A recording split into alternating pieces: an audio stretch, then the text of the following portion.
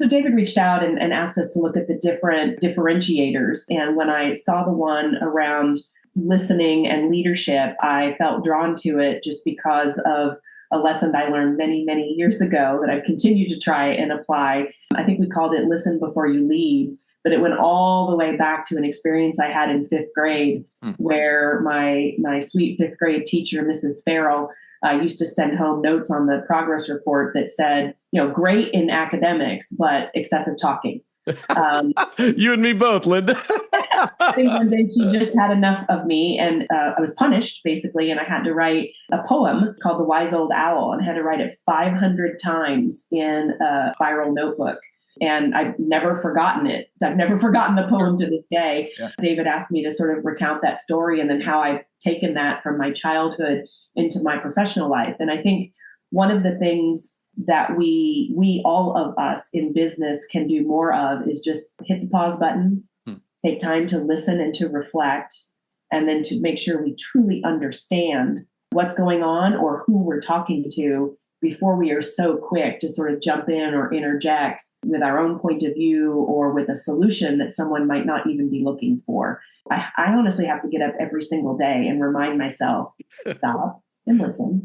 And that applies in my personal life and the things that I do professionally. And so I think that, we're all eager to learn and contribute and participate, that I think sometimes it's well-meaning, but sometimes we forget to listen.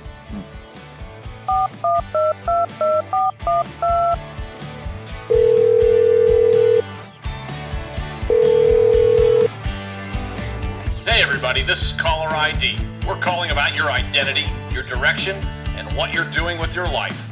I'm Brandon Davis Wells. Let's dig into what we're really doing here. There's a question I keep coming back to when I think about careers, especially longer ones and ones that stay at one place for a long time within that career. How did your career shape your identity? And how did your identity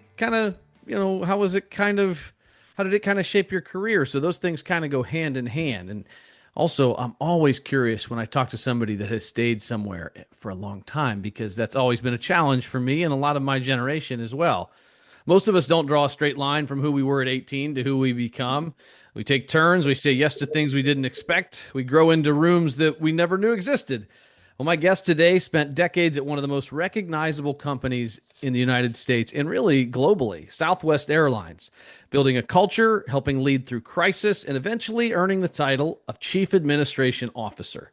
Also the winner of the 2025 Betsy Plank Award for her work with young professionals, and a contributor on a new book, The Heart Work of Modern Leadership, 6 Differentiators of Exceptional Leaders by David Grossman. And I can't wait to ask her about that as well. Welcome into Caller ID, Linda Rutherford. Thank you so much for having me.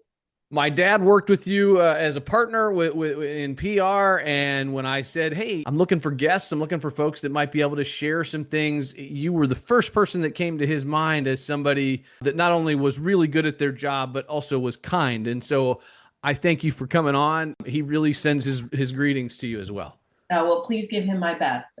He was a joy to work with.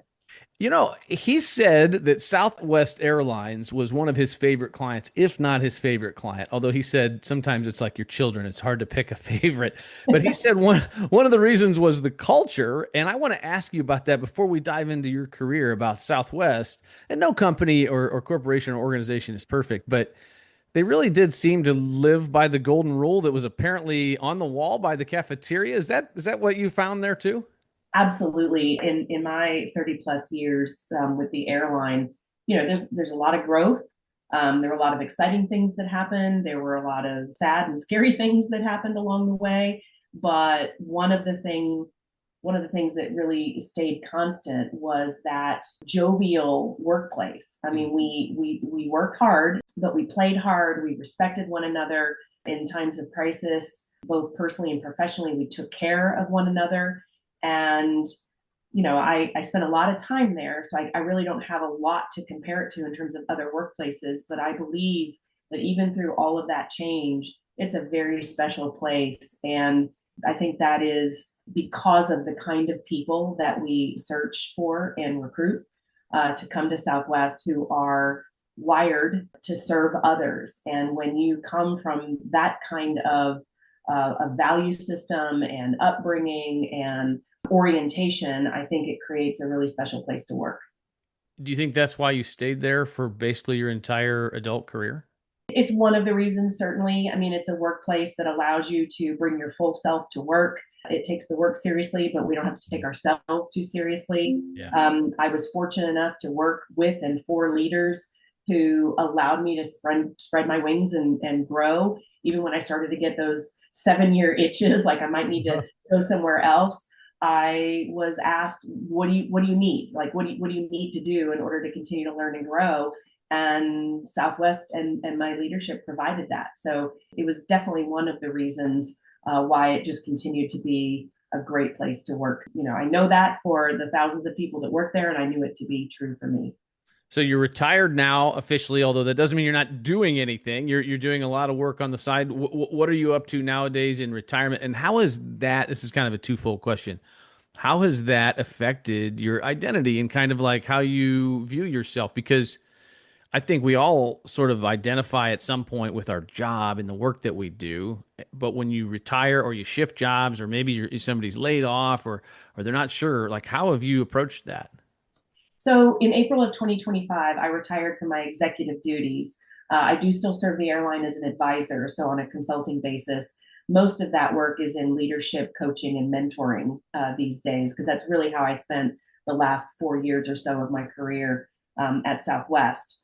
I would say, in terms of how I describe myself now, I've actually been pleasantly surprised. I thought that when I retired, so much of my identity was tied up in Southwest Airlines that I wouldn't really be getting a lot of phone calls, emails, asks to do things, and I've actually been blown away by the activity post Southwest. And I guess I never really thought about it, but I assumed it was sort of the brand and the notoriety of the company that I worked for. What I've come to realize is it was, more about, talk about the lessons that you've learned during your career and your experience and things that you did while out at Southwest. And so I've been doing some teaching at the collegiate level. I've been contributing to some books that colleagues are writing, and I'm actually co-authoring a book right now on change management with a colleague who just retired from Notre Dame. Those are some things professionally that keep me fulfilled. And then personally, my husband and I have been definitely working our way through our travel bucket list.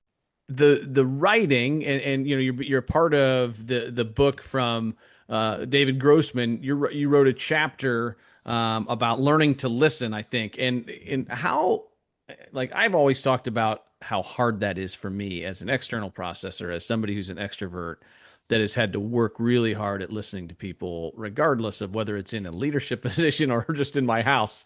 What makes that so important in the workplace? Why was that the chapter that you were like, or that David reached out to you, or that you said, I want to write that? So David reached out and asked us to look at the different, differentiators. And when I saw the one around, you know, listening and leadership, I felt drawn to it just because of a lesson I learned many, many years ago that I've continued to try and apply. I think we called it listen before you lead, but it went all the way back to an experience I had in fifth grade where my sweet fifth grade teacher, Mrs. Farrell, used to send home notes on the progress report that said, great in academics, but excessive talking. You and me both, Linda.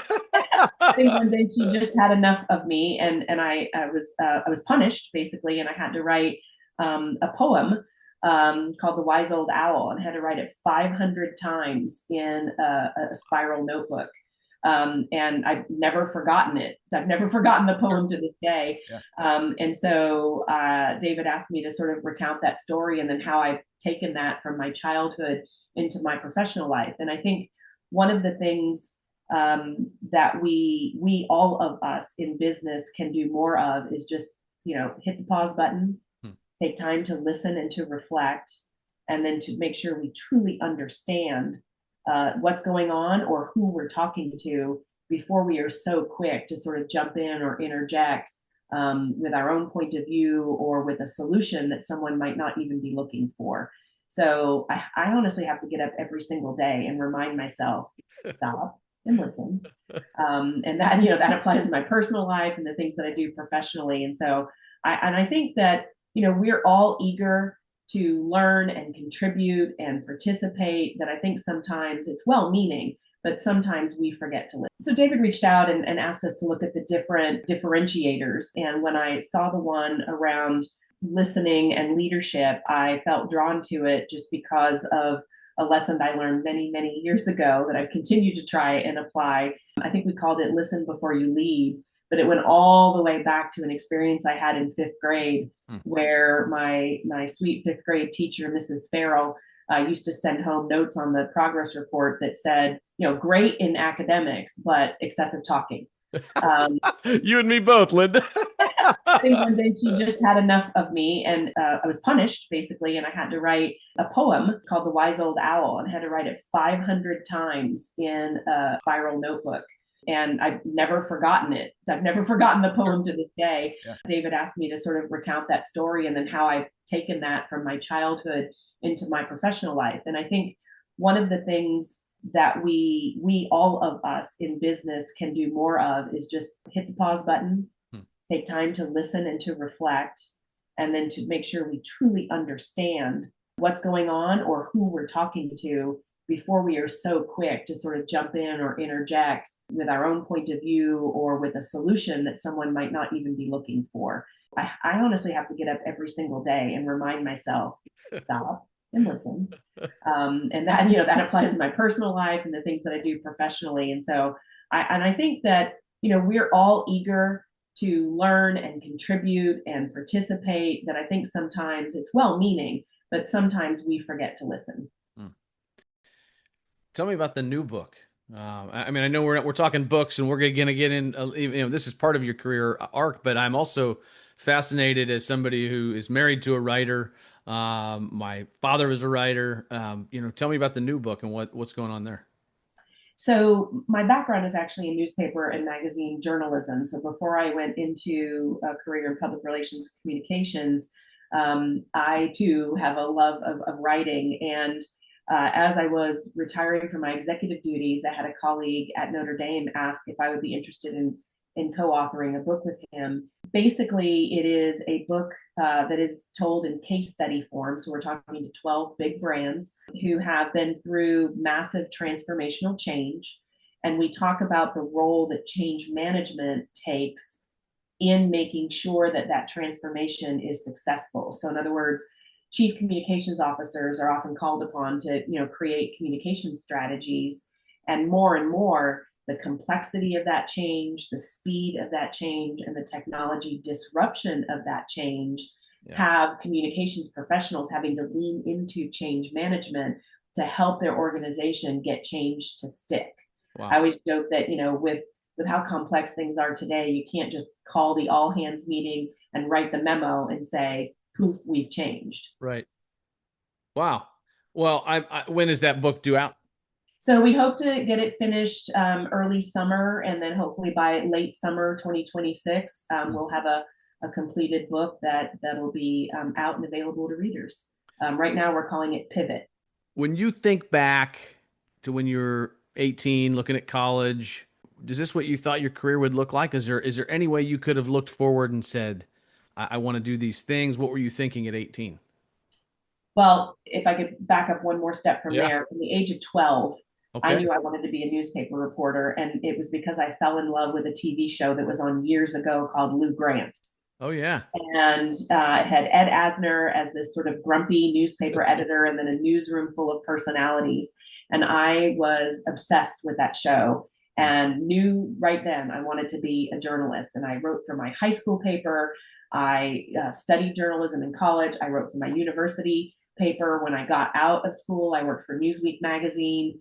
And then I worked for a number of newspaper chains, and last was at the Dallas Times Herald, which was then the other competing metropolitan daily newspaper. Yeah, you see kids out there listening. There used to be multiple newspapers in pretty much every city. Now you're lucky if you have one. Right? Yeah, we're lucky if we have one now. Right. And so, that was my background. So I honestly knew what I wanted to major on when I went to school. I knew what I wanted to be. that career lasted about 4 years after college, when I was working at the Dallas Times Herald, and the Dallas Morning News bought the Dallas Times Herald and shut it down. Mm-hmm. And so I think I was around 24, 25 years old and was kind of like, I had to pivot, and decide what I might want to do differently. And honestly, I was afraid to go to work for another newspaper because of what had just happened, to my workplace. And so I had been covering airlines at the time for the Dallas Times Herald, and was lucky enough to,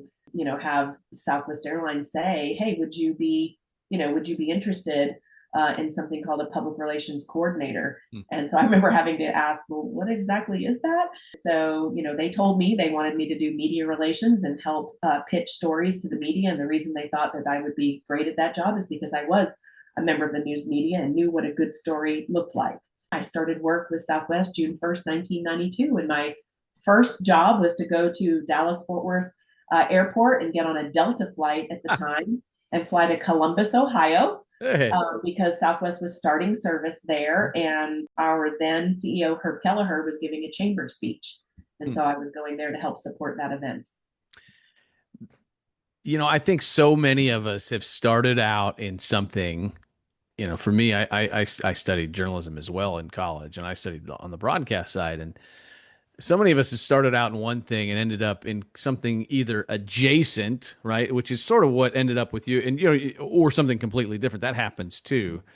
I don't know if you know this, but my dad's story is a little bit similar and I don't know if you guys have had that conversation, but worked for the Cleveland Press. They shut down. He had to figure out what was next, and it took him a few more years before he got onto the PR side.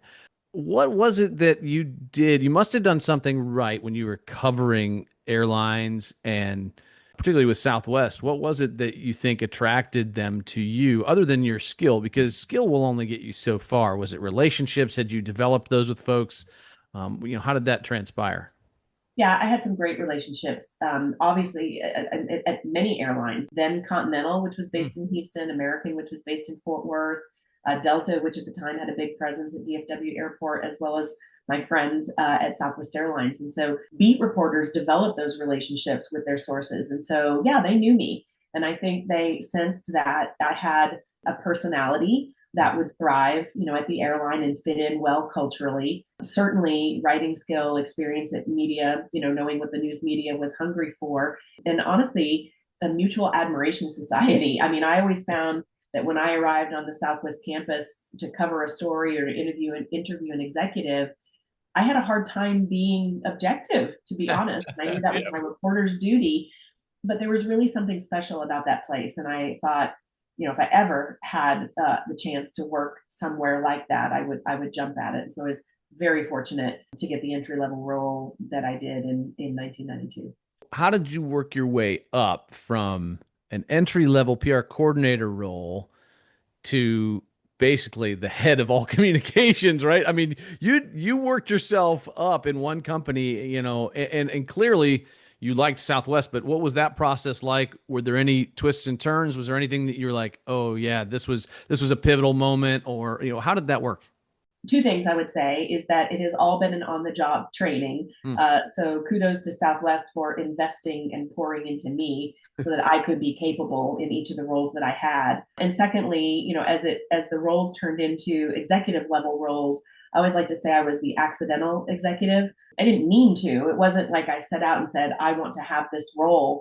What I found was when my previous leader was promoted, I saw an org chart one day and it had an empty box in it.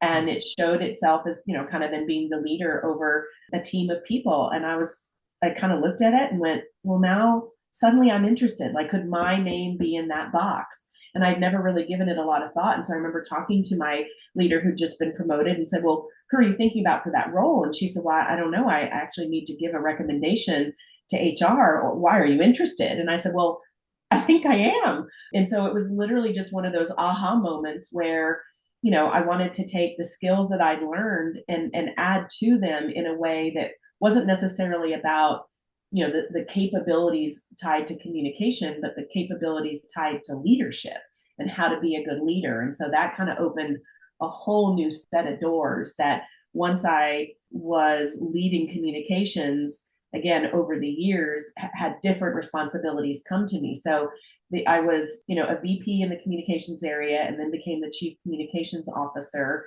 And then when the new CEO came into his role, I took on additional responsibilities for people and leadership development, or what people call HR. And then I was given responsibility for technology and AI and data transformation.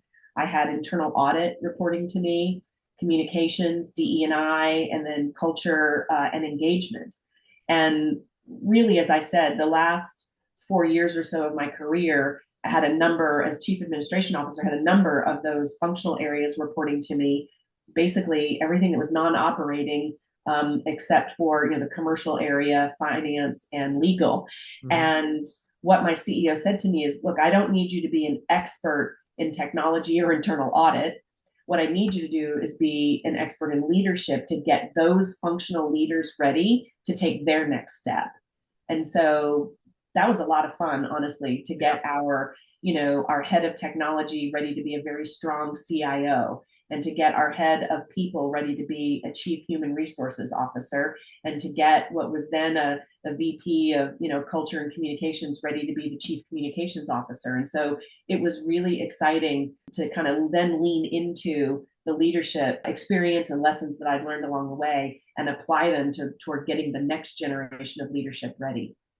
It explains your penchant for teaching, right? And you're like, it sort of fleshes out like, oh, I bet you would have been a good professor all along, or a good teacher. Like, you clearly have that skill, but you also, I'm sure, developed it over that time. Was there ever a time where you're at Southwest where you had opportunities to leave, or you thought about leaving? Because I know for my dad, who worked for Dixon Eaton for a long time, he had some opportunities to go and had to weigh the pros and cons. I'm sure you had opportunities, or people approached you. How did you weigh staying where you were versus other opportunities? First of all, yes, in that span of time, you certainly think about whether it's a call from an executive recruiter, mm-hmm. or a call, or, just some thinking around, should I actually leave and get some diverse experience to then potentially bring back to a place like Southwest? Did I need to go somewhere else in order to be considered then for a higher leadership role? All those things cross your mind. Yeah, it reminds me, sorry to interrupt, but it reminds me of when you're an assistant coach, and a lot of times people will say, you need to go be a head coach at a smaller school, at a smaller thing, in order to then maybe come back to the place that you love, right? So I didn't mean to interrupt you, but go ahead. Yeah. No, you're exactly right. So all those thoughts are going through your mind. I think the two reasons that I didn't pursue those opportunities, one is I was always very fortunate in terms of an immediate leader, and then the CEO leadership, just to have people who continue to see my value, continue to ask me what it would take to stay. So I had the stay conversations, which I really appreciated. Yeah. And then I have a wonderful mentor who used to be a chief communications officer and is now in teaching at the College of Charleston, by the name of Tom Martin. And I had several conversations with Tom about career pivots and whether or not I should consider a different opportunity. And he always turned back and said, Linda, I want you to think about where you work right now. Mm-hmm. And he said, in my view, you're in one of the top 5 places to do communications on the entire planet. Wow. He said, is the place you're considering to go right now 1, 2, 3, or 4? And, I had to be honest with myself and say, great question. Yeah. No. And so, that would often, sort of solve that in my head for me. But a great help, obviously, to have a mentor like that to really challenge my thinking. But those are the two reasons why I ultimately stayed and chose to build and then finish out my, leadership career at Southwest. This was part 1 of a 2-part conversation with Linda Rutherford, retired from Southwest Airlines. Come on back next week. Check out the episode. Don't forget to subscribe, like, and share with all of your friends. Peace. Thanks for listening to the Caller ID podcast. Please don't forget to like, share, and subscribe with all of your friends on all of your social media platforms. Thanks again. Signing off, Brandon Davis Wells.